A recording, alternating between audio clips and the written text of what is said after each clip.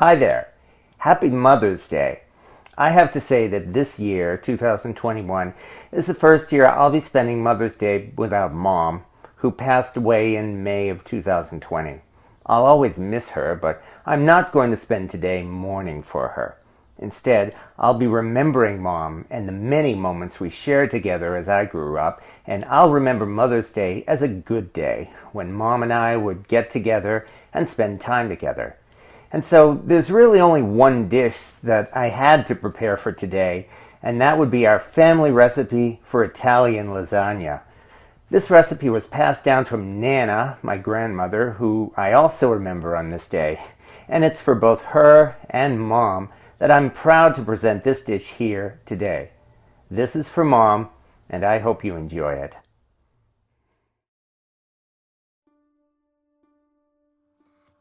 This pasta sauce uses 3 different kinds of meats, including country-style pork ribs and Italian sweet sausage for flavor.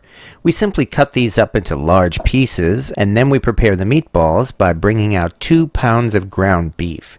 You can certainly use store-bought meatballs, but preparing them by hand isn't hard, and for me, it brings a lot of nostalgia to the taste of this sauce. Nana often used this same recipe for making burgers at home as well.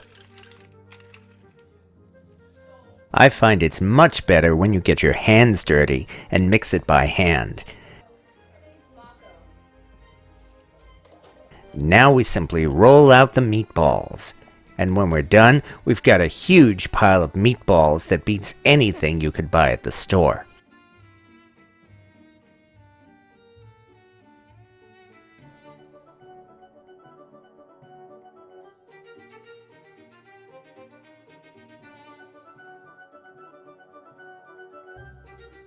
And now it's time to break out a huge enameled cast iron pot.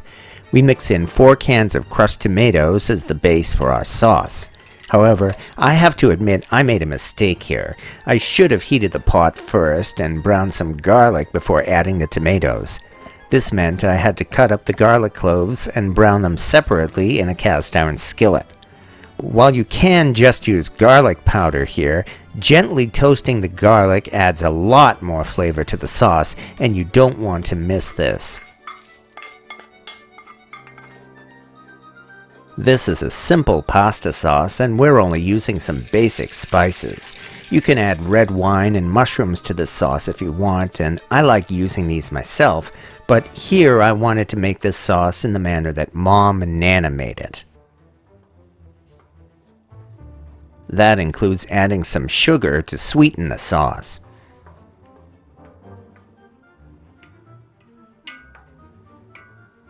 After this, we add in all of our meats, including the pork, the sausage, and the meatballs.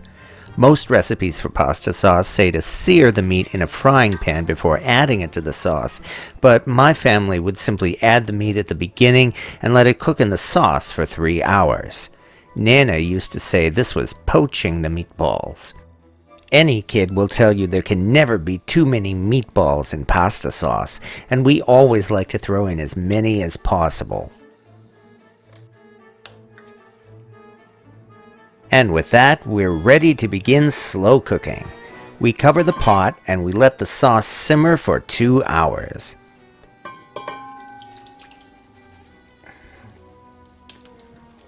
Off to a good start. Oh yeah. Oh.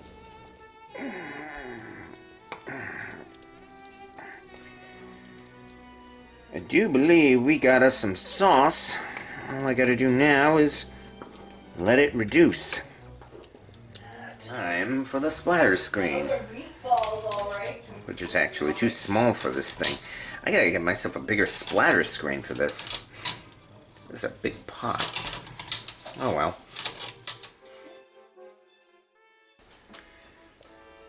Well, this is definitely reduced, I'll say that much.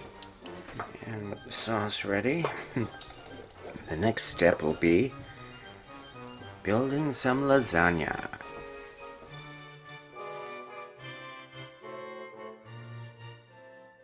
The ingredients for an Italian lasagna are simple, but it does take some effort, and that's what makes lasagna the king of pasta dishes. The cheese filling uses a lot of ricotta cheese with some Romano and mozzarella added for flavor and texture. We mix in 2 eggs as a binder and then gently stir it until it's soft and fluffy.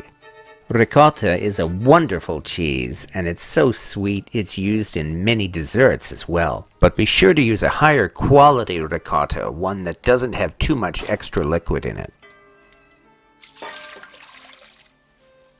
But the real building blocks of this are the pasta noodles. And here's where I made my second mistake. I should have used a bigger pot. This would have made it easier to boil these lasagna noodles.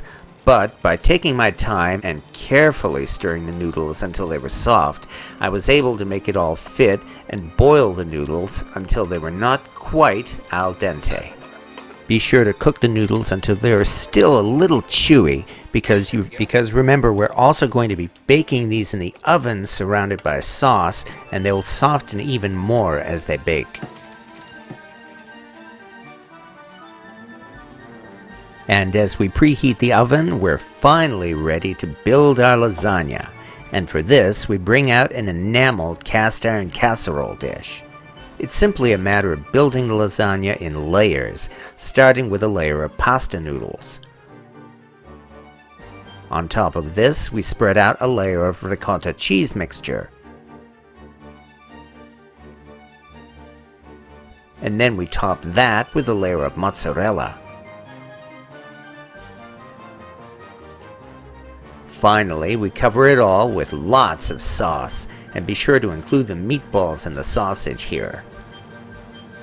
Then we cover it with another layer of pasta, and keep on building until it's done.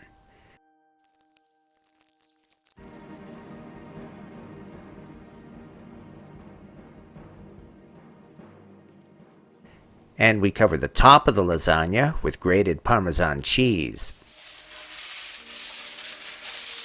And now we cover the entire dish with foil and bake it for 45 minutes at 375 degrees.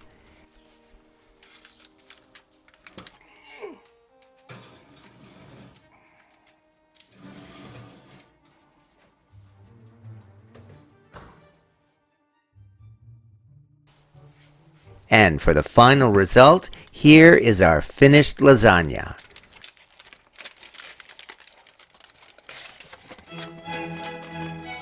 Truly, there's nothing that can compare with a genuine Italian lasagna, made in the tradition followed by Mom and Nana. And that makes this a special dish to serve here on Mother's Day.